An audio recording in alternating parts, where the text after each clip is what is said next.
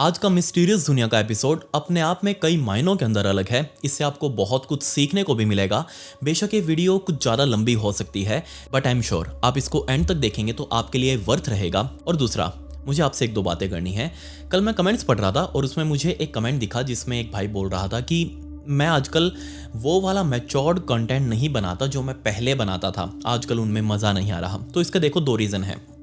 सबसे पहला तो आपको सबसे ज़्यादा मैच्योर्ड कंटेंट जिसको हम स्टोरी टेलिंग में एक्सप्लेन कर सकते हैं वो आपको सिर्फ मेरे पास मिलेगा। इससे ज़्यादा मैच्योर्ड कंटेंट कोई नहीं बनाता। बहुत सारे ऐसे चैनल्स हैं जो मैंने देखे हैं जो नॉर्मल वर्ड्स तक नहीं बोल पाते, उनको डर लगता है या फिर प्रोबेबली वो खुद इस चीज़ से डिप्रेस्ड फील करते हो। और दूसरा देखो, जो मेरे पुराने सब्सक्राइबर्स हैं उनको ये बात अच्छे से पता है कि जब मैंने क्राइम एंड हॉरर के अंदर अपना स्टेप लिया था उस टाइम पर ये सब चीज़ें नई नई थी। आप सबके लिए भी, मेरे लिए भी, और जितने भी लोगों ने देखा सबके लिए नई थी। इसके बाद आप रेगुलरली उस चीज़ को कंज्यूम करते गए, आपके माइंड को वो हैबिट हो चुकी थी इस चीज़ को कंज्यूम करने की, इसलिए आपको वो चीज़ें आजकल मैच्योर नहीं लगती। अब देखिए, क्राइम तो अपने हिसाब से होगा, मैं अपने हिसाब से कुछ नहीं बनाता, जो हुआ है वही आपको बताता हूँ। सो फिर भी मैं कोशिश करता हूँ जितना हो सके बढ़िया से बढ़िया कंटेंट आप तक डिलीवर किया जाए। मेरा मेन काम है जो भी चीज़ हुई हो उसको स्टोरी टेलिंग में अच्छे तरीके से डीप रिसर्च के साथ आप तक पहुंचाना उसको। और दूसरे कमेंट्स मैंने पढ़े उसमें सारे लोगों ने एप्स्टीन फाइल्स लिखा हुआ था।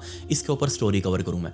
देखो, ये जो एप्स्टीन फाइल्स है ना, ये एक गहरा कुआं है जिसका हमें अभी एंड नहीं दिख रहा, सिर्फ ऊपर ऊपर का पानी दिख रहा है। ऊपर ऊपर से जो चीज़ें सामने आई हैं, बेशक वहाँ जो चीज़ें हुई उस आइलैंड के ऊपर वो बहुत बहुत ज़्यादा अनबिलीवेबल थी, बहुत ज़्यादा ब्रूटल थी, अनफॉर्चुनेट भी थी, वो नहीं होनी चाहिए थी। और उसके अंदर दुनिया के बड़े बड़े लोग अपनी तशरीफ डाल के बैठे हुए हैं। बेशक इस बात में कोई दो राय नहीं कि मैं एप्स्टीन फाइल्स को भी जरूर कवर करूंगा, लेकिन बस थोड़ी और डिटेल सामने आ जाने दो, फिर मज़ा आएगा देखने में भी और सुनाने में भी।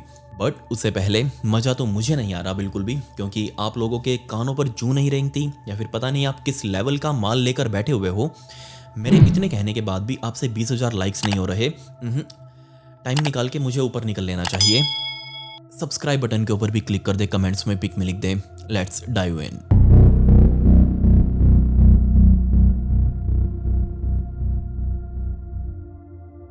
आज की स्टोरी को समझने के लिए हमें अमेरिका के पेंसिल्वेनिया के विल्सबेरी शहर में जाना पड़ेगा। और दिन था 19 अगस्त 1991 का, जब इस शहर के एक छोटे से घर में 32 साल का बॉबी कर्ले नाम का एक बंदा अपने घर की किचन में जल्दी जल्दी पानी पी रहा था, क्योंकि उसे अब अपनी ऑफिस में निकलना था। पानी का गिलास नीचे रख के वो फटाफट फ्रिज की तरफ गया। वहां उसने अपना लंच पहले से ही बनाकर तैयार रखा हुआ था।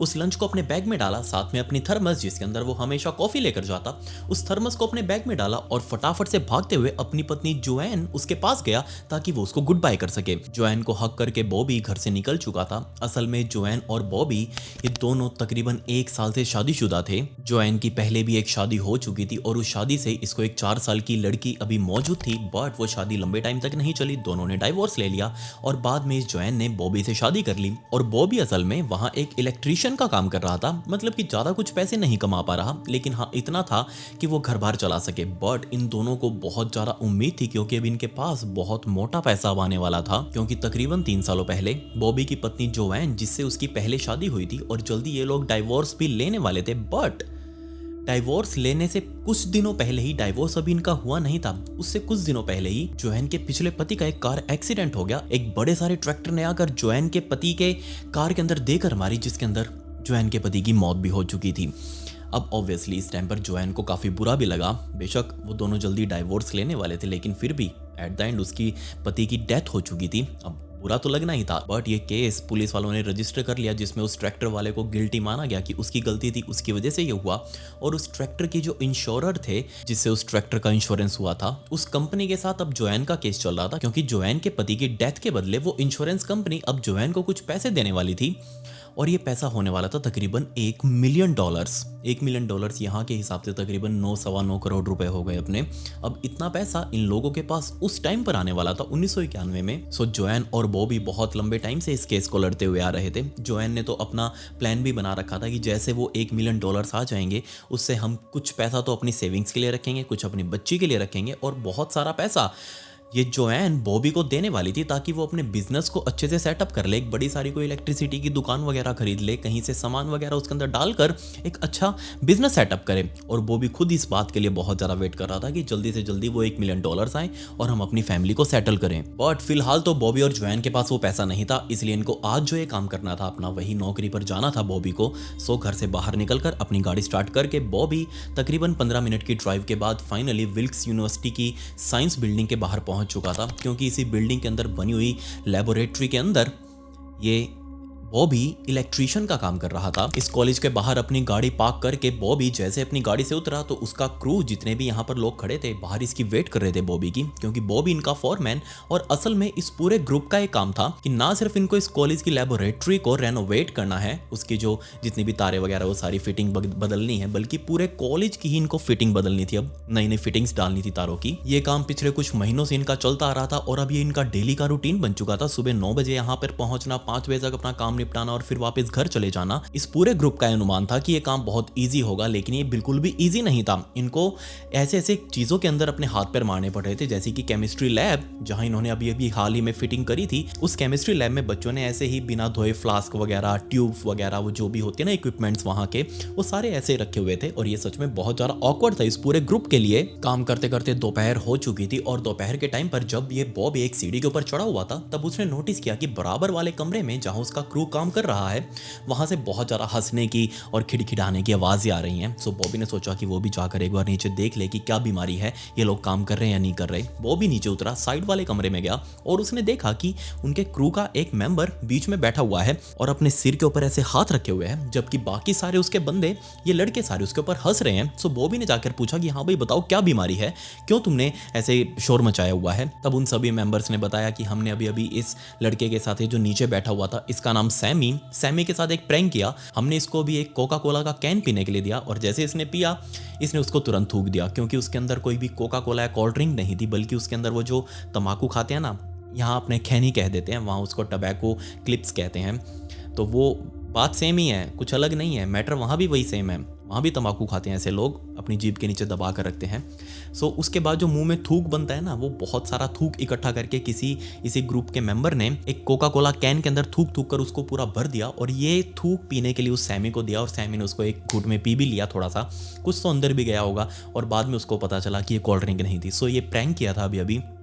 और जैसे ही बॉबी ने सुना, बॉबी के लिए बहुत ज़्यादा ऑकवर्ड सा था। इतना क्रिंज काम कौन करता है, सुन के ही बहुत बुरा सा लग रहा है, अजीब सा लग रहा है, उल्टी सी आ रही है मुझे बताते हुए बुरा लग रहा है। कुछ टाइम बॉबी ने भी हंसी मजाक किया और बाद में सारे लोग वापस अपने अपने काम पर लौट चुके थे। बॉबी वापस अपनी उसी सीढ़ी के ऊपर चढ़कर ऊपर वायरिंग कर रहा था, बट इतने में ही उसने फील किया कि एक बहुत ही अजीब सा झटका उसके शरीर में लगा है और उसका पूरा शरीर एकदम से ठंडा पड़ गया। उसको एकदम से घबराहट होने लगी, ऐसा लग रहा था जैसे उसको कोई स्ट्रोक सा आया हो। कुछ मोमेंट्स तक बॉबी ने खुद को संभाला, अपना हाथ उस सीढ़ी को ऊपर पकड़ के ऐसे खड़ा रहा वो, ताकि जो भी उसके शरीर के साथ एकदम से हुआ है ये उसको जाने दे, उसको पास होने दे। और जैसे कुछ मोमेंट्स बीते, बॉबी को अब थोड़ा ठीक लगने लगा और अगेन उसने वही अपनी तारों की फिटिंग करनी शुरू कर दी। बट इसके 4 दिनों बाद, यानी कि 23 अगस्त 1991 के दिन, जैसे ही बॉबी अपनी गाड़ी लेकर इसी कॉलेज कैंपस में पहुंचा, गाड़ी पार्क करी, लेकिन गाड़ी से बाहर निकलते ही इसको अगेन वही झटका लगा जो उसको 4 दिनों पहले सीढ़ी पर चढ़ते टाइम लगा था और इससे उसका पूरा शरीर एकदम से ठंडा पड़ गया,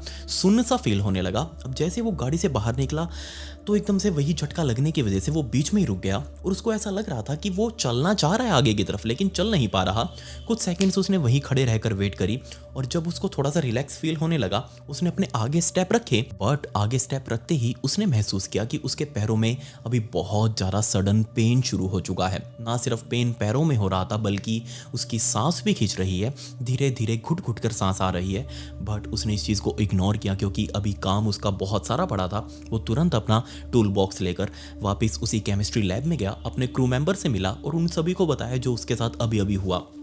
क्रू मेंबर्स ने कहा कि तुम्हारी तबीयत ठीक नहीं लग रही, तुम वापस गाड़ी उठाओ, घर चले जाओ, यहाँ का काम हम देख लेंगे। बट बॉबी ने कहा कि नहीं, काम जल्दी से जल्दी निपटाना है, हम बीच में हम साथ मिलकर करते हैं। बॉबी ने अपना काम शुरू किया, वही वायरिंग वाला, और अभी आधा दिन भी नहीं बीता था कि बॉबी बार बार नीचे उतर उतर कर कुर्सी पर बैठकर थोड़ी थोड़ी देर आराम कर रहा था, क्योंकि उससे काम नहीं हो रहा था। बार बार उसका क्रू मेंबर बोल रहा था कि जाओ, चले जाओ घर, रेस्ट करो जाकर आराम से, तुमको आराम की ज़रूरत है। बट बॉबी ने मना कर दिया, मैं अपने टाइम पर ही जाऊँगा। और बॉबी बहुत ही एगरली वेट कर रहा था शाम के 5 बजने की, जब उसकी छुट्टी होगी, ताकि वो अपने घर जाकर आराम से बेड में आराम कर सके। रात को अपने बेड पर सोते सोते बॉबी बार बार सोच रहा था कि उसके साथ ये क्या हो रहा है, क्योंकि उसके पैरों में दर्द लगातार बढ़ता ही जा रहा था। और जब अगली सुबह हुई, यानी कि सैटरडे मॉर्निंग में भी अब तक जो उसके पैरों में दर्द था वो अब जलन में तब्दील हो चुका था, और वो दर्द ऊपर उठकर उसके हाथों तक पहुंच चुका था। वो अपने हाथ सही से उठा तक नहीं पा रहा, उनको फील भी नहीं कर पा रहा। इस मोमेंट पर बॉबी समझ चुका था कि नहीं, उसको ये कोई ओवर वर्किंग की वजह से नहीं हुआ, वो ज़्यादा स्ट्रेस नहीं ले रहा, बल्कि बीमारी कुछ और है, उसको डॉक्टर से मिलना पड़ेगा। सो उसने अपनी पत्नी जोएन से कहा कि मुझे डॉक्टर के पास ले चलो। दोनों डॉक्टर के पास गए।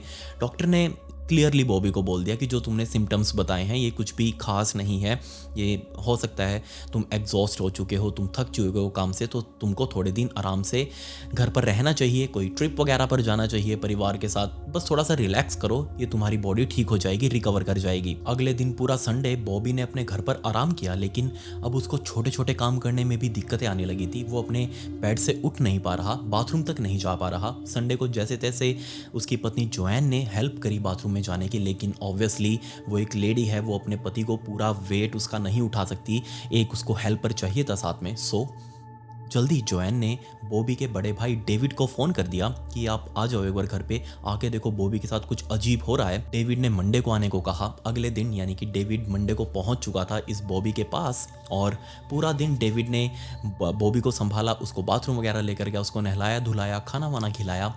इनफैक्ट हालत इतनी अब क्रिटिकल हो चुकी थी बॉबी की कि बॉबी अपने शरीर के किसी भी पार्ट को फील ही नहीं कर पा रहा। उसको अगर कोई चूंटी भर ले, जैसे कि कहते हैं चुटकी काट ले, वो भी उसको फील नहीं हो रहा। कुछ भी उसके शरीर में अंग उसका काम कर ही नहीं रहा था उसके अकॉर्डिंग। मंडे की शाम होते होते बॉबी का दर्द आउट ऑफ कंट्रोल हो चुका था। वो पीरियोडिकली टाइम पर चिल्ला रहा था। सो डेविड ने और ज़्यादा वेट ना करते हुए तुरंत एम्बुलेंस को फ़ोन किया। एम्बुलेंस चाँव चाँव करती हुई इस घर पर आई। बॉबी को स्ट्रेचर पर लोड करके एम्बुलेंस में लोड किया, और ये सारा परिवार, बॉबी की पत्नी जोएन, उसकी बेटी, बॉबी का भाई डेविड, ये सारे लोग बैठकर इस एम्बुलेंस में नियर बाय हॉस्पिटल में पहुंच चुके थे। वहाँ बॉबी को एडमिट करवाया, और कुछ घंटों तक, आने वाले कुछ घंटों तक बॉबी अपने कमरे में जहां उसको एडमिट करवाया था वहां लेटा लेटा चिल्लाता रहा, जबकि दूसरी तरफ नॉन स्टॉप डॉक्टर्स इसके ऊपर टेस्ट परफॉर्म किए जा रहे थे। और फाइनली अगले दिन यानी कि ट्यूसडे, मंगलवार के दिन दोपहर के टाइम पर डॉक्टर्स बॉबी के कमरे में आए। उसके परिवार वालों को बताया कि फाइनली हमारे पास एक बहुत अच्छी खबर है, हमें पता चल चुका है कि बॉबी के साथ क्या हो रहा है, और जो इसके साथ हो रहा है उसको हम कहते हैं गुरैन बारे सिंड्रोम, यानी कि GBS। असल में GBS एक ऑटो इम्यून डिजीज है जिसमें शरीर का खुद का इम्यून सिस्टम ही, रोग प्रतिरोधक क्षमता जो होती है शरीर की, वो हमारे नर्व्स के ऊपर खुद अटैक करने लग जाती है, जिससे पैर हाथों में दर्द फील होता है, जलन फील होती है। और अच्छी बात यह है कि GBS ट्रीटेबल है, इसकी पर्टिकुलरली दवाई बन चुकी है, और डॉक्टर्स ने परिवार वालों को कह दिया कि हम वो दवाई देंगे बॉबी को, और बॉबी बिल्कुल ठीक हो जाएगा। डॉक्टर्स ने जल्दी वो दवाइयाँ शुरू करी, और इन दवाइयों की वजह से बॉबी को सच में आराम मिला। उसके शरीर में जो दर्द था वो कम हो चुका था, अब वो उसको सहन कर पा रहा था। जो वो बार बार उल्टियाँ कर रहा था वो उल्टियाँ भी रुक चुकी थी, और फाइनली अब बॉबी के अंदर इतनी हिम्मत थी कि वो खुद से खड़ा हो सके और अपने घर जा सके। और 4 दिनों तक हॉस्पिटल में एडमिट रहने के बाद बॉबी को छुट्टी मिल गई, और ये सभी लोग घर जा चुके थे। घर पर जाकर बॉबी ने वही दवाइयां अगेन कंटिन्यू करी, बट घर आने के सिर्फ 1 हफ्ते के अंदर ही दोबारा से उसके शरीर में वही भयंकर पेन दोबारा आ चुका था, जबकि वो दवाइयां कंटिन्यू ले रहा था। और अब की बार ये पेन इतना भयंकर था कि उसकी चिल्लाहटें नहीं रुक रही, बल्कि अब की बार एक और नई चीज़ बॉबी के शरीर के साथ हो रही थी। जी हाँ, उसके बाल, ना सिर्फ ये शरीर के छोटे छोटे बाल जो हमारे पूरे शरीर पर होते हैं, बल्कि उसके सिर के बाल भी एक झटके में गुच्छे के गुच्छे उतर रहे थे। वो पूरा हेयर लॉस करता जा रहा था। 1 हफ्ते के अंदर ही दोबारा से बॉबी उसी हॉस्पिटल के उसी बेड पर वापस पहुंच चुका था जहां उसने छोड़ा था। बट अब की बार उसके सिम्टम्स और ज़्यादा भयंकर थे। जब डॉक्टर्स ने आकर इस बॉबी को संभाला तो वो भी बहुत ज़्यादा हैरान कि GBS के अंदर कभी भी हेयर लॉस नहीं होते, और अगर हेयर लॉस हो रहे हैं तो पहली बात ये GBS नहीं है, और दूसरा ये जो भी कुछ है ये बहुत ज़्यादा सीरियस है। हेयर लॉस होना मतलब सच में दिक्कत है बॉडी के अंदर। लेकिन वो दवाइयाँ दी थी, उन्होंने असर तो किया था, एक कुछ टाइम तक वो जाकर रेजिस्टेंट हो चुकी थी शरीर पर, क्योंकि शरीर के अंदर कुछ और ही बीमारी है। और डॉक्टर्स के लिए टेंशन वाली बात ये थी कि इतने टेस्ट करने पर फाइनली उनको एक डायग्नोसिस मिला था, और वो भी गलत। मतलब अब वो दोबारा से जीरो पर आकर खड़े हैं। आने वाले अगले 9 दिनों तक दोबारा से डॉक्टर्स ने भर भर कर बॉबी के ऊपर टेस्ट किए, लेकिन उनके हाथ में कुछ भी नहीं लगा। डॉक्टर्स बहुत ज़्यादा परेशान थे कि आखिर वो बॉबी का करे तो करे क्या, उसको कैसे आराम दिलवाएं, जबकि बॉबी बेचारा इन 9 दिनों में हॉस्पिटल बेड के ऊपर चिल्लाए जा रहा था। उसके अंदर हिम्मत नहीं थी कि वो खुद का मुंह खोलकर पानी तो पी सके। डॉक्टर्स को मजबूरन अब ये फैसला लेना था, क्योंकि उनके पास इतने बढ़िया साधन नहीं थे इस हॉस्पिटल में। इसलिए बॉबी को हर्षे पेंसिल्वेनिया के अंदर ट्रांसफ़र किया जाना था। वहाँ अच्छी सुविधा थी, बड़े बड़े हॉस्पिटल्स थे। तो जल्दी ही बॉबी को एक अलग एम्बुलेंस में लोड करके हर्षे पेंसिल्वेनिया में एक बड़े हॉस्पिटल के लिए भेज दिया। बॉबी का सारा परिवार उसके साथ इसी हॉस्पिटल में पहुंच चुका था। वहाँ डॉक्टर्स ने अब दोबारा से बॉबी के ऊपर टेस्ट करने शुरू किए। इस हॉस्पिटल में न्यूरोलॉजिस्ट डिपार्टमेंट के हेड डॉक्टर ब्रैनन, उन्होंने बॉबी की चिल्लाहटें सुनी अपने कैबिन में बैठे बैठे, और जल्दी ही 2-3 नर्सेज भागती भागती डॉक्टर ब्रैनन के पास आई और उनको बताया कि बॉबी की हालत बहुत ज़्यादा बिगड़ती जा रही है। इनफैक्ट वो बहुत ज़्यादा वायलेंट हो चुका है। हम उसके पास उसका बीपी मेज़र करने के लिए गए थे, लेकिन उसने हमारी मशीन उठाकर हमारे मुंह पर फेंक के मारी और हमको चोट लगते लगती बची। तब डॉक्टर ब्रैनन ने कहा कि काम करो, उसको फिजिकली रिस्ट्रेन कर दो, मतलब उसके हाथ पैर बांध दो। आपने देखा होगा कुछ हॉस्पिटल में मरीजों के हाथ पैर ऐसे पीछे बांधे रहते हैं बेड के साथ, ताकि वो कुछ भी हिंसा पैदा ना करें। जो डॉक्टर्स वहाँ आ रहे हैं उनके साथ मार पिटाई ना करें, क्योंकि देखो मरीज है, वो मरीज अंदर से किस हालत में गुजर रहा है वो उसी का शरीर जानता है। वो परेशान है, उसका भी कोई खास मोटिव नहीं है इस बेड के ऊपर लेटे रहने का। वो भी परेशान है, वो भी यहाँ से उठना चाहता है। अब किस हालत में है वो इसको आइडिया नहीं है, ये तो डॉक्टर्स ही पता करेंगे। सो डॉक्टर ब्रैनन उन नर्सिस के साथ इस बॉबी वाले कमरे में आए और उन्होंने देखा बॉबी की हालत, जो सच में बहुत ज़्यादा दयनीय थी। बॉबी डॉक्टर ब्रैनन की तरफ देखकर बार बार चिल्लाए जा रहा था, ऐसे चिल्ला रहा था जैसे वो उसको अभी खा जाएगा पकड़ के। लेकिन डॉक्टर ब्रैनन भी करे क्या, उन्होंने जितने भी टेस्ट करने थे वो भी कर लिए, पिछले हॉस्पिटल के सारे रिकॉर्ड्स देख लिए। अब इससे ज़्यादा करे भी क्या, किसी को भी अब इस बॉबी की बीमारी का कोई समझ में ही नहीं आ रहा था। इलाज तो दूर की बात थी। 22 सितंबर 1991 का दिन आ चुका था, और इस दिन जो पिछले कुछ दिनों से पूरे हॉस्पिटल के अंदर चिल्लाहटें गूंज रही थी, सभी लोग परेशान थे बॉबी की इन चिल्लाहटों से।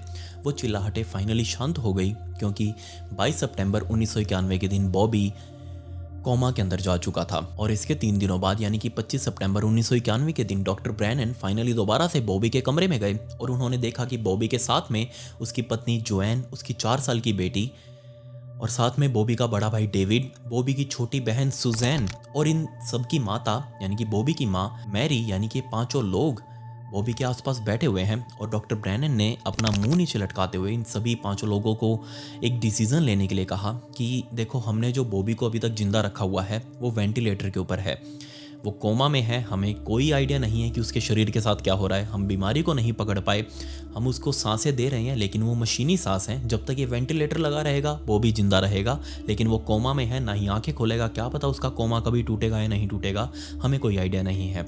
सो हम आपको एक डिसीजन लेने के लिए कह रहे हैं कि आप हमें बताइए कि हमें ये वेंटिलेटर बंद कर देना चाहिए या नहीं। पूरे परिवार ने मिलकर ये डिसाइड किया कि अभी हमें थोड़ा टाइम चाहिए, कुछ सोचने के लिए टाइम दीजिए। डॉक्टर ब्रैनन ने कहा कोई दिक्कत नहीं है, हम थोड़ी देर बाद दोबारा मिलते हैं। डॉक्टर ब्रैनन उस कमरे से निकलकर बाहर जा चुके थे, और तकरीबन 15 मिनटों बाद दोबारा से डॉक्टर ब्रैनन भागते हुए आए। अब उनके हाथ में एक पेपर था, और इसी कमरे में आकर दोबारा से इस परिवार वालों से मिले, और अपना मुंह लटकाकर दोबारा से डॉक्टर ब्रैनन ने इस पूरे परिवार वालों को खड़ा किया और कहा कि जहाँ तक मुझे पता चला है कि बेचारे बॉबी के शरीर के साथ क्या हो रहा है, हमारे टेस्ट के अकॉर्डिंग इसके शरीर के अंदर थैलियम गया है, और ये अभी फिलहाल थैलियम टॉक्सिसिटी से सफ़र कर रहा है। अब जैसे ये बात इन 5 मेंबर्स ने सुनी, इनके मुंह के ऊपर कंफ्यूजन के अलावा कुछ भी नहीं था, ना ही कोई शब्द, ना ही कोई क्वेश्चन, कुछ भी नहीं। सिर्फ कंफ्यूज लग रहे थे। सभी लोग एक दूसरे के मुंह की तरफ देख रहे थे, क्योंकि इनको पता ही नहीं था कि थैलियम होता क्या है। डॉक्टर ब्रैनन ने बताना शुरू किया कि थैलियम एक हाईली टॉक्सिक सब्सटेंस है, इतना जहरीला कि अगर हम उसको छू लें तो भी हमारे शरीर की ऐसी हालत हो सकती है, और अगर हम इस थैलियम से निकलने वाली गंध को इनहेल कर लें अपने सांसों के थ्रू तो भी हमारी ऐसी हालत हो सकती है जैसा बॉबी के साथ हुआ, और अगर हम उसको खा लें तो भी पक्का मौत हो सकती है। इसके अंदर तीनों ही सिचुएशंस में मौत पक्की थी। बट समस्या यहाँ ये थी कि थैलियम कोई ऐसी चीज़ नहीं जिसको जाके किराने की दुकान से ले लिया या फिर किसी सब्जी मंडी में जाकर 2 किलो अच्छी सी तुलवा लिया। ये बहुत ही हाईली कंट्रोल्ड चीज़ है जो पूरी दुनिया के अंदर, स्पेशली यूनाइटेड स्टेट्स में इसको पूरे तरीके से बैन किया हुआ है हाउस होल्ड आइटम्स के अंदर। इनफैक्ट हमारे इंडिया में भी इस पर कंप्लीटली बैन है, हम इसको कहीं से भी खरीद नहीं सकते। ये हाईली कंट्रोल्ड एलिमेंट है, ये आपको सिर्फ और सिर्फ लेबोरेटरीज में ही मिलेगा और उनको इस चीज का बहुत ध्यान रखना पड़ता है कि थैलियम कहीं से भी लीक ना हो जाए। सो ये सारी बातें डॉक्टर ब्रैनन ने पूरी फैमिली को बताई और ये बात बोलकर पूरे फैमिली को वहीं छोड़कर डॉक्टर ब्रैनन वापस निकल चुके थे। सारे फैमिली वाले अब एक दूसरे का मुंह दोबारा से देखने लगे क्योंकि उनके लिए एक नई इन्फॉर्मेशन थी। थोड़ा होप तो थी कि हाँ फाइनली अब उनको पता तो लग गया कि बॉबी के साथ हो क्या रहा है, लेकिन अब इसका करे तो करे क्या। दिक्कत यह है कि अगर किसी के शरीर में थैलियम चला जाए तो उसका बचना नामुमकिन है। इसके 2 दिनों बाद यानी कि 27 सितंबर 1991 के दिन दोबारा से डॉक्टर ब्रैनन इस परिवार वालों के पास खड़े थे क्योंकि इस परिवार वालों ने थोड़ा टाइम मांगा था सोचने का कि लाइफ सपोर्ट सिस्टम बंद करना है नहीं बंद करना।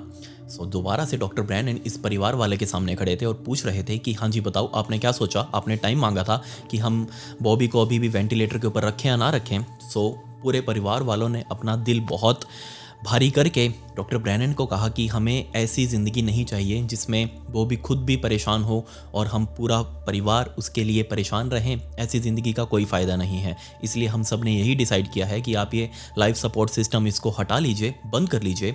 और तब डॉक्टर ब्रैनन ने 2 नर्सिस को बुलाया। 2 नर्सिस आई और उन्होंने धीरे धीरे बॉबी के मुंह के अंदर जो वो वेंटिलेटर लगा हुआ था उसकी टेप खोली, अंदर से पाइप बाहर निकाला और जल्दी ही वो पाइप साथ में लगी हुई एक खूंटी के ऊपर टांग कर लाइफ सपोर्ट सिस्टम मशीन को ऑफ कर दिया। और अभी पूरा परिवार इंक्लूडिंग जोएन यानी कि बॉबी की पत्नी, उसकी बेटी, भाई बहन और माँ, इन सभी ने देखा बॉबी ने फाइनल सांस ली। लास्ट के कुछ सेकंड्स में वो तड़पा सांस लेने के लिए, बट फाइनली वो सांस लेकर बॉबी अब मर चुका था उसी बेड के ऊपर। 21 अक्टूबर 1991 का दिन आ चुका था, मतलब कि 3 हफ्ते बीत चुके थे बॉबी को अभी मरे हुए। इस दिन विल्सबेरी पुलिस स्टेशन के अंदर एक पुलिस ऑफिसर जिसका नाम कोली था, वो कोली अपने बाकी सभी साथियों के साथ एक टेबल के ऊपर बैठा हुआ था। उन सभी के सामने 2-3 फाइल्स थी जो कि हर्शे के उसी हॉस्पिटल से यहाँ तक पहुँची थी क्योंकि उन डॉक्टर्स ने पुलिस वालों को बता दिया था कि ये थैलियम पॉइजनिंग का केस है और आपको ये इन्वेस्टिगेट करना चाहिए क्योंकि ये कोई नेचुरल डेथ नहीं है, इसका मर्डर हुआ है। सो आप लोग इसको देख लीजिएगा। सो कोली इस केस का इन्वेस्टिगेशन ऑफिसर, उन्होंने अपने सारे जो टीम बना रखी थी इस केस के लिए, उन सभी के साथ बैठकर डिस्कस कर रहा था और उन सभी ने ये देखा इस रिपोर्ट्स के अंदर कि बेचारे बॉबी के शरीर में जितनी थैलियम की मात्रा होनी चाहिए उससे 900 गुना ज़्यादा थैलियम उसके शरीर में था। ऑब्वियसली बात थी ये कि थैलियम उसके शरीर में अपने आप तो गया नहीं, या तो उसने गलती से खाया है या फिर किसी ने उसको जानबूझकर दिया है। सभी पुलिस ऑफिसर्स के माइंड में बस यही सवाल था कि आखिर वो थैलियम बेचारे बॉबी के शरीर में आया तो आया कैसे। अब जैसे कि आप लोग भी सोच रहे होंगे, मैंने भी यही सोचा और पुलिस ऑफिसर्स के माइंड में भी यही चल रहा था कि क्योंकि ये बॉबी एक कॉलेज की केमिस्ट्री लैब के अंदर रेनोवेशन का काम कर रहा था, वहाँ बहुत सारे केमिकल्स होते हैं, हो सकता है कि बॉबी के हाथ में इसी केमिस्ट्री लैब के अंदर से कोई थैलियम वगैरह लग गया हो या फिर किसी ने गलती से उसके खाने वगैरह में थैलियम डाल दिया हो या फिर जानबूझकर डाल दिया हो। कहीं ना कहीं से उसी केमिस्ट्री लैब से थैलियम निकलकर इसके शरीर में आया है। सो ये पुलिस वाले सोच रहे थे कि उनको अपनी जांच की शुरुआत उसी केमिस्ट्री लैब से करनी चाहिए। पुलिस वाले तुरंत इसी केमिस्ट्री लैब में अपनी गाड़ी चाँव चाँव करते हुए लेकर पहुंचे और वहाँ उन्होंने चेकिंग करनी शुरू करी क्योंकि अब एक केमिस्ट्री लैब का एक क्राइम सीन ज़्यादा बन चुका था। उन्होंने आसपास के सारे केमिकल्स को देखा तो उनको वहाँ पर स्टोर रूम के अंदर रखी हुई 5 छोटी छोटी वाइल्स जिनके अंदर थैलियम एक्चुअल में भरा हुआ था, वो 5 वाइल्स मिली। लेकिन ये पाँचों की पाँचों वाइल्स ऊपर से सील्ड थी। बट इसी केमिस्ट्री लैब के स्टोर रूम में एक नीचे पुराना सा कपड़ा पड़ा हुआ था और उस कपड़े के नीचे एक पेपर था। तो जैसे ही उन लोगों ने उस पेपर को साइड में से निकला हुआ देखा तो एक पुलिस ऑफिसर ने झुककर उस पेपर को नीचे निकाला और उसके ऊपर लिखा हुआ था thallium vaping rag, touch me and die.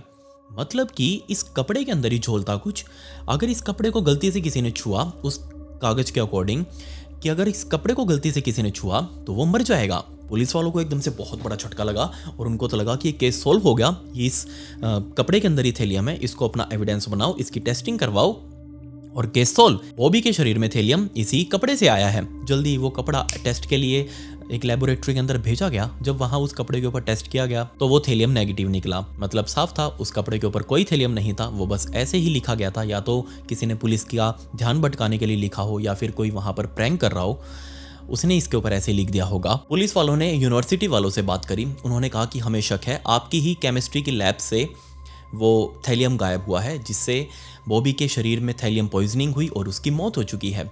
जब यूनिवर्सिटी वालों ने खुद की जांच बैठाई और उसमें अपने थैलियम का रिकॉर्ड चेक किया तो उन्होंने पुलिस वालों को दिखाया रजिस्टर में कि नहीं जनाब, आप बिल्कुल गलत हैं, हमारे पास हमारा थैलियम है, रिकॉर्ड के मुताबिक हमारी थैलियम की वाइल्स आज तक खुली भी नहीं, वैसी की ऐसी सील्ड पैक हैं और हमारे पास वो पूरी हैं, ना कोई चोरी हुई, ना कोई यूज़ हुई, ना कोई गुम हुई, हमारे पास से थैलियम गायब नहीं हुआ। इसीलिए पुलिस वालों को शक था थोड़ा कि अगर यहाँ से थैलियम गायब हुआ हो या फिर गलती से बॉबी ने ले लिया हो थैलियम इस केमिस्ट्री लैब से, तो आसपास उसके जितने भी क्रू मेंबर्स काम कर रहे थे उनके शरीर में भी थैलियम पाना चाहिए। पुलिस वालों ने तुरंत उन सभी क्रू मेंबर्स का भी चेक करवाया, टेस्ट करवाया, लेकिन ये सभी के सभी क्रू मेंबर इस थैलियम टेस्ट में नेगेटिव पाए गए। बट जब पुलिस वालों ने बॉबी के परिवार का यानी कि उसकी पत्नी जोएन और उसकी बेटी एंजेला, इन दोनों का टेस्ट करवाया तो सरप्राइजिंगली ये दोनों ही यानी कि बॉबी की पत्नी जोएन और उसकी बेटी एंजेला, ये दोनों थैलियम पॉजिटिव थे, जिससे पुलिस वाले बहुत ज्यादा हैरान कि आखिर ये कैसा हो सकता है। बॉबी के शरीर में पॉइजन, उसकी पत्नी के शरीर में पॉइजन और उसकी बेटी के शरीर में पॉइजन। जब इनका लेवल्स चेक किए गए तो बेशक वो बहुत ही कम थे, लेकिन इनके शरीर के अंदर थैलियम का एक्सपोजर था, मतलब कि कहीं ना कहीं बाहर से इनके शरीर के अंदर थैलियम गया है। पुलिस वालों ने तुरंत इस घर के सर्च वारंट मंगवाए क्योंकि इनको शक था कि इस घर के अंदर ही है जो भी भसड़ मची हुई है, यहीं से थैलियम कहीं आया है और इन तीनों के शरीर में गया है, हमें इस घर को सर्च करना है। बट घर के अंदर सर्च करने से पहले पुलिस वालों ने बॉबी के भाई बहन यानी कि डेविड एंड साथ में जो उसकी बहन थी सुजैन, इन दोनों को बुलाया पूछताछ करने के लिए, क्योंकि इनको शक था कि हो ना हो ये दोनों भी दे सकते हैं अपने भाई को पॉइजन या फिर इसके पूरे परिवार को पॉइजन। इनसे जब पूछा गया तो इन्होंने कुछ और ही कहानी बताई। इन्होंने कहा कि जनाब, हमें शक है हमारी भाभी पर यानी कि जोएन पर, क्योंकि ये बॉबी के मरने से कुछ महीनों पहले से ही, तकरीबन 2-2.5 महीनों पहले से ही, और बॉबी के मरने के बाद भी बहुत ही अजीब सा बिहेव कर रही है। पुलिस वालों ने कहा अजीब मतलब क्या, हमारे सामने तो बिल्कुल नॉर्मल था, हमें तो कुछ भी अजीब नहीं लगा और उसके खुद के शरीर में हमें थैलियम मिला है। बट दोनों डेविड और सुजैन ने कहा कि नहीं जनाब, हम उसकी बात नहीं कर रहे। स्पेशली डेविड ने कहा कि जनाब, जब बॉबी असल में बीमार पड़ा था और जब जोएन ने मुझे फ़ोन करके उसकी मदद के लिए बुलाया था, अब आप बस खुद सोच कर देखिए, घर में एक मरीज आदमी है, घर में एक बीमार आदमी है, उसकी सेवा के लिए पूरा परिवार लगता है। ये नहीं कि हमने कोई बाहर से बंदा बुला लिया तो सारी जिम्मेवारी उसकी है। बट यहाँ जैसे ही डेविड अपने भाई की मदद करने के लिए पहुंचा तो इस जोएन ने तो पूरा पल्ला ही झाड़ लिया, इन दोनों को ऊपर शिफ्ट कर दिया, बॉबी और डेविड को, और खुद अपनी बेटी के साथ नीचे थी। अब ऊपर डेविड अकेला ही बॉबी को लेकर जा रहा है बाथरूम में, उसको नहला रहा है, खिला रहा है, पिला रहा है, जबकि ये जोएन एक बार भी ऊपर उसको संभालने के लिए नहीं आई। ये बात डेविड को बहुत अजीब लगी कि उसकी पत्नी है यार, तू एक बार उसको आकर संभाल तो सही, उसकी सेवा तो कर। पुलिस वालों ने कहा कि हो सकता है वो हेल्प करना चाहती है, लेकिन उसके पास भी एक 4 साल की बच्ची है, उस बच्ची का भी ध्यान रखना है, तो ये कोई बड़ी बात नहीं हुई कि उसका भाई आ गया तो उसने पल्ला झाड़ लिया, मदद नहीं करी। डेविड ने कहा कि जनाब, मुझे अजीब लगा तो मैंने आपको बस बोल दिया। बट साइड में बैठी सुजैन ने कहा कि जनाब, मुझे एक बात और अजीब लगी थी, जब डॉक्टर ब्रैनन ने आकर हमें रूम में बताया था कि हमें लाइफ सपोर्ट सिस्टम बंद करना पड़ेगा, तब 1% भी गिल्ट नहीं था या फिर 1% भी दुख नहीं था इस सुजैन के माइंड में कि उसका पति कुछ ही मिनटों में मर जाएगा, लेकिन इसको कोई भी दुख नहीं था। और जब एक्चुअल में लाइफ सपोर्ट सिस्टम बंद कर रही थी वो नर्सेज आकर, जब बॉबी के गले में से वेंटिलेटर निकाला गया, उस टाइम पर जोएन बहुत ही ज़्यादा रिलीव्ड थी, मतलब कि उसके दिल से कोई बोझ उतर गया हो। यहाँ पर पुलिस वालों ने इसको पॉजिटिव वे में लिया कि हो सकता है इतने लंबे टाइम से परिवार परेशान चल रहा था, बॉबी को ले लेकर घूम रहा था। और इस बात में कोई शक नहीं कि घर में बीमार एक बंदा हो, गंभीर रूप से बीमार, तो सफ़र उसका पूरा परिवार करता है। तो यहाँ पुलिस वालों ने माना कि हो सकता है, अब जिंदगी में तो देखो वो वापस आ नहीं सकता, डॉक्टर्स ने हाथ खड़े कर दिए, बाकी जो बचे हुए लोग हैं उसके परिवार के, वो तो अपनी ज़िंदगी जी सके, इसलिए हो सकता है वो रिलीव्ड फील कर रही हो सकता है उसके दिल से अब पत्थर उतर चुका हो वो कि बॉबी का क्या होगा, बॉबी का क्या होगा, एक ही बार जो दुख होना था उसको हो लिया। इससे हट के पुलिस वालों ने पूछा कि ठीक है, बाहर की बातें छोड़ो, आप अपना बताओ, आप दोनों का रिलेशन बॉबी के साथ कैसा था। सुजैन ने भी अपना रिलेशन अपने भाई के साथ बहुत अच्छा बताया। डेविड ने तो पर्सनली कहा कि मैं तो अपने भाई की कंपनी बहुत ज़्यादा एंजॉय करता था, हम दोनों घूमने जाते थे, खाने पीने जाते थे, और रिसेंट में ही मैंने उसके घर का नया किचन रेनोवेट किया था, हम दोनों ने मिलकर किया था। मेरा काम मोस्टली इंटीरियर डिज़ाइन करना है और उसका जो वो इलेक्ट्रीशियन का काम है, तो हम दोनों ने मिलकर उसके घर का किचन हाल ही में रेनोवेट किया था। और ये चीज़ पुलिस वालों को थोड़ा सा खटकी, क्योंकि इस डेविड ने बताया कि जनाब, हमारा रेनोवेशन का काम 15 अक्टूबर 1991 के दिन ख़त्म हुआ था और इसके बाद से ही बॉबी की तबीयत खराब रहना शुरू हो चुकी थी। पुलिस वालों को ये चीज़ अजीब लगी कि हो सकता है इस रेनोवेशन के काम में कुछ बसड़ मच गई हो, कुछ यहाँ प्रॉब्लम आ गई हो, तो पुलिस वालों ने इसको चेक करना जरूरी समझा। लेकिन ये बात अपने माइंड में ही रखी और सुजैन और डेविड को कहा कि ठीक है, आप दोनों अपने घर जा सकते हो। इसके कुछ दिन बाद पुलिस वालों ने जोएन को अपने पास बुलाया और जोएन फाइनली पुलिस वालों के सामने बैठी थी 1-to-1 कन्फ्रंट करने के लिए। पुलिस वालों ने बहुत ही डायरेक्ट सवाल पूछे, लेकिन पुलिस वालों को इंटरनली ये भी पता था कि जोएन खुद और इसकी बेटी खुद 4 साल की एंजेला, ये दोनों भी थैलियम पॉइजनिंग के शिकार हुए हैं, बट बहुत छोटे स्केल पर। अब यहाँ 2 पॉसिबिलिटी हो सकती हैं, या तो इंक्लूडिंग बॉबी, इन तीनों ने गलती से थैलियम अपने अंदर ले लिया हो, बॉबी ने कुछ ज़्यादा लिया हो और इन्होंने कम लिया हो, या फिर हो सकता है ये तीनों ही शिकार हुए हो किसी की बहुत बड़े षड्यंत्र का, किसी की प्लानिंग का। कोई है जो इनको मारना चाहता है और उसने एक बॉबी को तो निपटा दिया और वो इन दोनों की भी जान लेना चाहता है। But side by side police वालों के माइंड में वो थ्योरीज भी चल रही थी जो सुजैन और डेविड आकर बता कर गए थे कि ये जोएन बहुत ही अजीब सा बिहेव कर रही थी, अपने पति की मौत पर वो खुश थी, रिलीव फील कर रही थी। तो यहाँ पुलिस वालों के माइंड में ये भी बात थी कि हो सकता है इस जोएन ने ही अपने पति को थैलियम दिया हो और खुद को भी विक्टिम दिखाने के लिए थोड़ा थोड़ा थैलियम ले लिया हो। इस टाइम पर पुलिस वालों के माइंड बिल्कुल भी क्लियर नहीं थे, ये बस एक अंदाजा लगा रहे थे कि हाँ, हो सकता है ये विक्टिम हो या फिर ये कल्प्रिट हो। दोनों साइड वाली बात थी। आसपास बैठे हुए दूसरे पुलिस वाले स्पेशली जोएन के ऊपर नजर रखने के लिए बैठाए थे कि वो बिहेव कैसा करती है, हर सवाल का जवाब कैसे देती है, कितना सोचती है, कितना बोलती है। सो सबसे पहला सवाल उससे यही पूछा गया कि बॉबी आखिर कितने टाइम से बीमार चल रहे थे। जोएन ने कहा कि वो हॉस्पिटल में पहली बार एडमिट होने से तकरीबन 2-2.5 महीने पहले से खुद को ऐसा फील कर रहे थे, लो सा। बट वो सिम्टम्स ऐसे खतरनाक नहीं थे, वो कुछ भी ज़्यादा सीरियस नहीं थे कि हम उसको हॉस्पिटल ले जाने की सोचे। हमने कहा कि ठीक है, रेस्ट करने से ठीक हो जाएगा, आप रेस्ट करो। और वो भी बात मान भी लिया करते थे, वो भी रेस्ट करते थे और वो ठीक भी हो जाते थे। बट उसके बाद टाइम के साथ हालात बिगड़ते गए और ये हाल पहुंच गया। दूसरा, इस जोएन ने कहा कि मैंने तो थैलियम का कभी नाम तक नहीं सुना, मैंने कभी उसे देखा नहीं, मुझे तो पता भी नहीं होता कि ऐसी कुछ चीज धरती पर पाई भी जाती है। इस टाइम पर पुलिस वाले एक चीज कंफर्म कर चुके थे कि अगर ये कह रही है 2-2.5 महीनों से उसका ये हाल था, मतलब ये था कि कोई था जो बॉबी को पिछले 2-2.5 महीनों या फिर उससे भी पहले से थैलियम की डोज दे रहा था। जहां पुलिस वाले अभी तक यही सोच रहे थे कि बॉबी को एक बार में इतना थैलियम दिया गया कि उसका शरीर उसको कंट्रोल नहीं कर पाया और उसको अल्टीमेटली कोमा में ले गया और बाद में उसकी मौत हो गई। बट यहाँ जोएन ने बताया कि उसका ये हाल तकरीबन 2-2.5 महीनों से चल रहा था, जिसके बाद पुलिस वालों ने जान करके बॉबी की मौत की कहानी शुरू कर दी कि उसकी ऐसे मौत हुई, थैलियम उसके शरीर में गया और जब बाद में डॉक्टर्स ने उसका वेंटिलेटर हटाया, वो बाद में कैसे तड़पा और कुछ मोमेंट्स में उसकी मौत हो गई। पुलिस वाले सिर्फ इस रिएक्शन के ऊपर जानना चाह रहे थे कि इस चीज़ को सुनकर जोएन कैसा रिएक्ट करती है, और सभी पुलिस वाले सही थे क्योंकि सुजैन और डेविड पहले ही बता कर गए थे कि इसको कुछ भी फर्क नहीं पड़ा था, उस टाइम पर नहीं पड़ा। और अब जब पुलिस वालों के सामने बैठी थी ये, अब भी उसके आंखों में एक भी आंसू नहीं था, कुछ भी ऐसे डिप्रेशन का साइन नहीं था, कुछ भी ऐसे परेशानी वाली चीज उसके दिमाग के ऊपर नहीं दिखी, मतलब वो फुली रिलैक्स्ड थी। सो दूसरा सवाल पुलिस वालों ने पूछा कि चलो मान लिया बॉबी की मौत थैलियम से हुई है, बट आप दोनों के शरीर में, आप और आपकी बेटी एंजेला, इन दोनों के शरीर में थैलियम कहां से आया, आप इस चीज को कैसे एक्सप्लेन करोगे। और इस बात के लिए एक बहुत ही कमाल की स्टोरी इस जोएन के पास पहले से ही थी। उसने बताया कि बॉबी को आइस टी पीने का बहुत ज़्यादा शौक था। वो हर रोज़ अपने साथ काम पर जाने से पहले अपने लंच बॉक्स के साथ एक थर्मस लेकर जाया करते थे जिसके अंदर आइस टी भरी होती थी, और वो आइस टी में रात को सोने से पहले उनके लिए स्पेशल एक जग में बनाकर रखती थी। और जैसे ही शाम को वो वापस घर आते, उस थर्मस के अंदर कई बार तो वो पूरी आइस टी पी लेते, बट काफ़ी बार वो आइस टी उसी थर्मस के अंदर थोड़ी बहुत बची रहती थी। और जो वो आइस टी बची होती थी, मैं उसको फेंकने की बजाय उसी जग के अंदर, जिसके अंदर मैं आइस टी बनाती थी, पुराने वाली उसी जग के अंदर मिलाई और नए इंग्रेडिएंट्स उसके अंदर डालकर वही आइस टी सेम दोबारा बना देती थी, ताकि सुबह उठकर बॉबी इसको दोबारा से थर्मस में भरकर ले जाए। और कई बार मैं और मेरी बेटी भी उसी आइस टी को पी लिया करते थे। तो हो सकता है यही एकमात्र कनेक्शन था जिससे उस जग के ऊपर पहले वो थैलियम आया होगा और उससे हमारे मुंह के अंदर चला गया और हमारे शरीर में आ गया। इन्वेस्टिगेटिव ऑफिसर कोली ने आसपास के सभी पुलिस ऑफिसर्स की तरफ देखा। वो सभी भी इतने ही हैरान थे जितना कोली खुद था इस स्टोरी को सुनकर, क्योंकि इसको वो ठुकरा भी नहीं सकते, इसको झुठला भी नहीं सकते, हो सकता है ऐसा हुआ हो। पुलिस वालों ने स्पेशली अब 2 चीज़ों की रिक्वेस्ट करी। एक तो जोएन के आगे उसका घर सर्च करने की, स्पेशली उसके फ्रिज और किचन को चेक करने की, और दूसरा इस लेबोरेटरी को चेक करने की जिसके अंदर बॉबी अपने क्रू के साथ काम कर रहा था, क्योंकि पुलिस वालों को शक था कि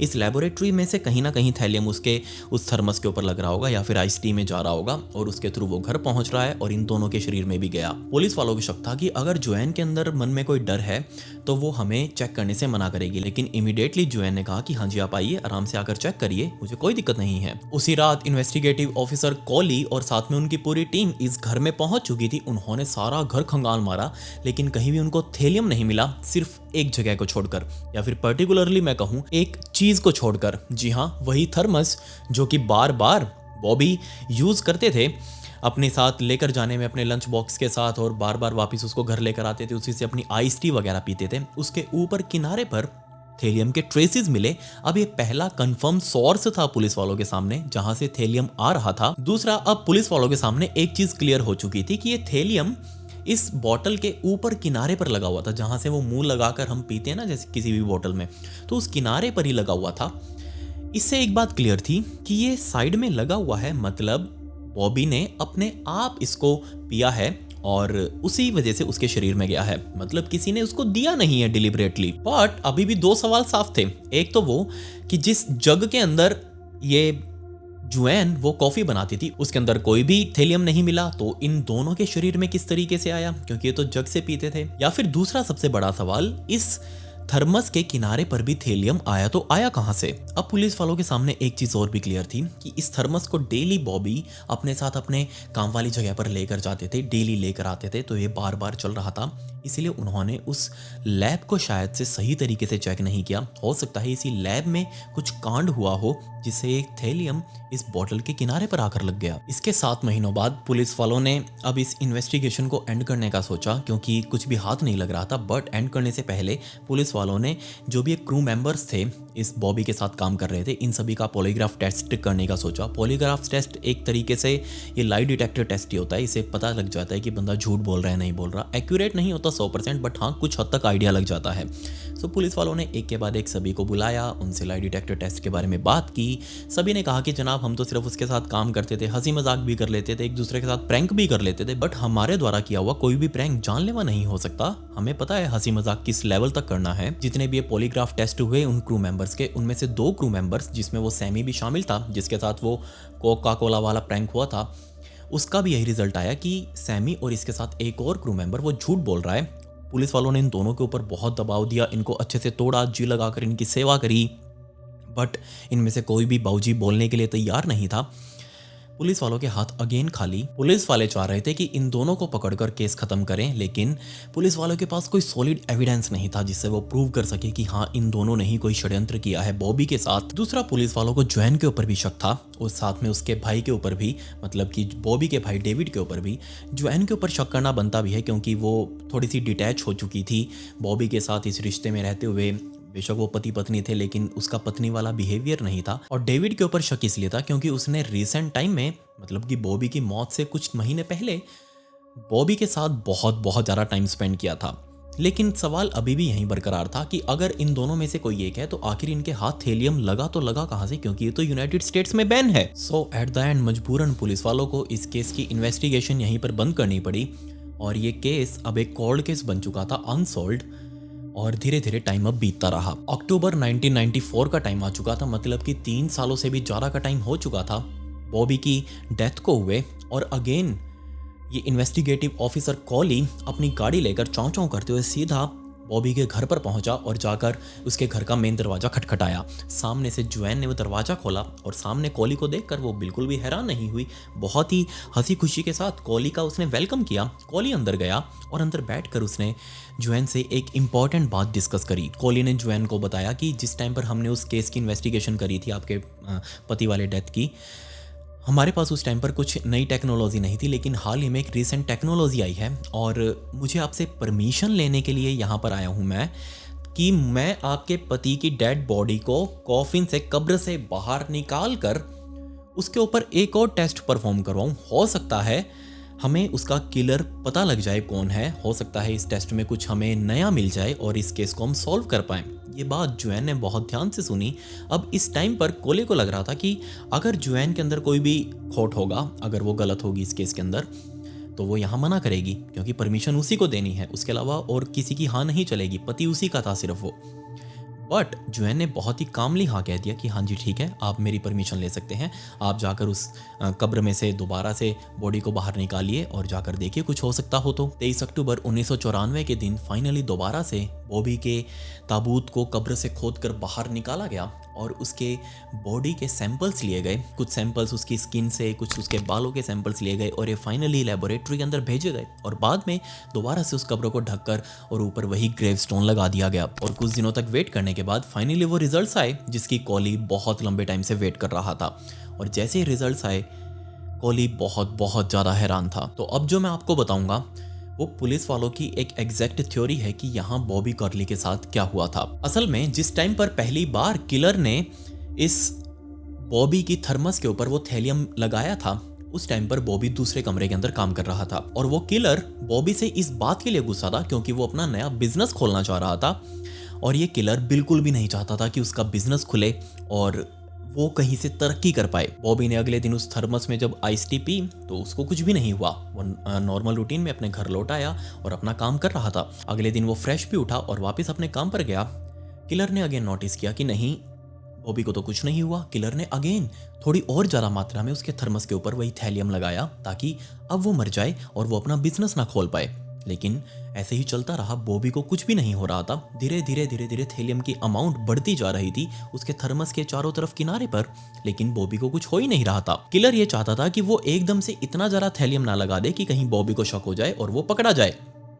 धीरे धीरे करके मारना था। बट अगस्त 1991 तक आते आते धीरे धीरे बॉबी के शरीर में वो थैलियम वाले सिम्टम्स दिखने लगे थे और उसके पैर हाथों में दर्द रहने लगा। जब बॉबी के पैर हाथों में बिल्कुल भी जान नहीं रही, उसको हॉस्पिटल में भर्ती करवाया गया। इनफैक्ट ये किलर उस टाइम पर भी अपने साथ थैलियम लेकर हॉस्पिटल में गया और जब उसने देखा कि बॉबी की जान अब एक झूले में है, कभी वो इधर हो रहा है कभी वो उधर हो रहा है, ये कभी भी मर सकता है, इस टाइम पर उस किलर ने मौका ढूंढा और जहां बॉबी का सोडा कप उसके साइड में ही, जो हॉस्पिटल बेड था उसके साइड वाली टेबल के ऊपर ही बॉबी का सोडा कप रखा हुआ था, उस सोडा कप के अंदर फाइनली बहुत सारा थैलियम मिलाकर रख दिया ताकि जब भी बॉबी उठे वो इस सोडा कप को पिए और उसकी मौत हो जाए। और जब बॉबी उस हॉस्पिटल में अपनी नींद से उठा तो जो किलर सामने खड़ा था उसने बोला बॉबी को कि तुम्हारा सोडा ऐसे कैसे पड़ा हुआ है, तुम इसको पीते क्यों नहीं हो।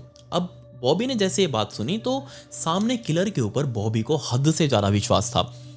वो इसकी बात टाल ही नहीं सकता क्योंकि ये किलर कोई और नहीं बल्कि बॉबी की खुद की पत्नी जुएन कर्ली थी। असल में इस जुएन कर्ली ने अपने पति बॉबी को तकरीबन 8 महीने पहले से ही, उसकी मौत से 8 महीने पहले से ही थैलियम देना शुरू कर दिया था। और ये 3 साल बाद जो नया टेस्ट आया था टेक्नोलॉजी में, साइंस की दुनिया में, इस टेस्ट में एक्चुअल में क्या होता है, अगर शरीर के अंदर जहर जाता है, थैलियम या फिर कोई भी हैवी मेटल जाती है, तो हमारे बालों के ऊपर इफेक्ट पड़ना शुरू हो जाता है। एग्जैक्टली पुलिस वाले भी यही जानना चाह रहे थे। पुलिस वालों ने जब वो लाश खुदवाई वापस से, उसमें से स्पेशली बॉबी के बालों के सैंपल्स लिए गए क्योंकि हमारे बाल लगातार बढ़ते रहते हैं। अब आप सोच कर देखिए, हमारे बाल आज इतने हैं और अगर आज मुझे थैलियम दिया जाए तो उसके बाद जो बाल ऊपर बड़े होंगे उनके अंदर डिफरेंस होगा। ऊपर वाला बाल जो उसकी नोक होगी वो अलग होगा, जो नीचे वाला बाल है वो थोड़ा सा अलग दिखाई देगा। इससे पुलिस वाले इस बात का अंदाजा लगाना चाह रहे थे कि आखिर कितने टाइम से बॉबी को थैलियम दिया जा रहा था। ये टेस्ट रिजल्ट्स आने के बाद पुलिस वालों ने इसके अंदर रूल्ड आउट मेथड लगाया। इसमें से लोगों को रूल्ड आउट करते गए क्योंकि डेविड तो अभी हाल ही में सिर्फ रेनोवेशन के साथ बॉबी के साथ टाइम स्पेंड कर रहा था। जब वो रेनोवेशन कर रहे थे तो उसमें तो 8-9 महीने नहीं लग रहे थे। दूसरा, वो कोवर्कर्स, इस कॉलेज के अंदर बॉबी 5 महीनों से काम कर रहा था जबकि उसके शरीर के अंदर जहर 8 महीनों से जा रहा था। तो एक ही बंदा बचा इस केस में, वो थी जुएन कर्ली। और पुलिस वालों को अब एक रीजन ढूंढना था कि आखिर जुएन ने इसको जहर दिया क्यों अपने ही पति को। तो आंसर था इंश्योरेंस पॉलिसी। जी हाँ, इसको जहर देने के कुछ टाइम बाद से ही प्लान पहले हो चुका था, जहर देना भी शुरू किया जा चुका था। उसके कुछ दिनों बाद से ही इस जुएन ने अपने पति बॉबी की इंश्योरेंस पॉलिसी बनवाई और उसमें बेनिफिशियरी खुद को रखा। मोटिव सिर्फ पैसा था। इस जुएन को पैसा चाहिए था। अपने पहले पति की जो मौत हुई थी उसके एक्सीडेंट में, उससे भी यहाँ $1 मिलियन आने वाले थे और यहाँ बॉबी उससे मांग रहा था कि कुछ पैसे मुझे दे देना, मैं अपना बिजनेस खोलूंगा। और ये जुएन बिल्कुल नहीं चाहती थी कि उसके पति का अलग से बिजनेस हो। अगर उसके पास पैसा आ जाएगा तो उसके पास फ्रीडम आ जाएगी, वो अलग अलग जगहों पर जाएगा, उसको टाइम नहीं देगा।